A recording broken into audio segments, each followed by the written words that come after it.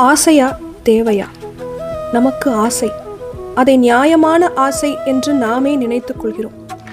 எந்த ஆசையும் நியாயமானது அல்ல என்பதை நாம் ஒரு நாளும் உணர்வதே இல்லை. நமது தேவை வேறாக, ஆசை வேறாக இருக்கிறது. எது ஆசை, எது தேவை என்பதை பகுத்தறியும்படி நம்மை உலக மாயை விடுவதில்லை. ஆசைகளை நிறைவேற்ற பாபாவின் முன் நின்று வேண்டிக் கொள்கிறோம். நிச்சயம் பாபா நம் ஆசைகளை நிறைவேற்றுவார் என்று நம்புகிறோம்.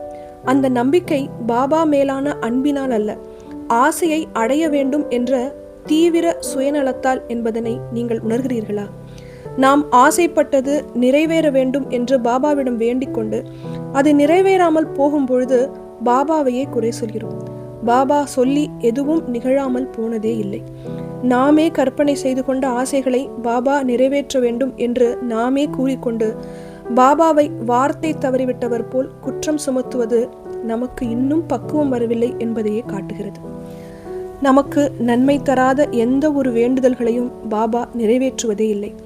எது நன்மையோ, எது ஞானத்தை நோக்கி நம்மை அழைத்து செல்லுமோ அதை மட்டுமே பாபா நம் வாழ்க்கையில் அனுமதிக்கிறார். இன்று அது துயரமாக, வலியாக நமக்கு தோன்றலாம். அது நமது குறைபாடை தவிர வேறொன்றுமில்லை. நமக்கு எது நல்லதோ அதை மட்டுமே பாபா நிறைவேற்றி வைக்கிறார். ஓம் சாய்ராம், ஜெய் சாய்ராம்.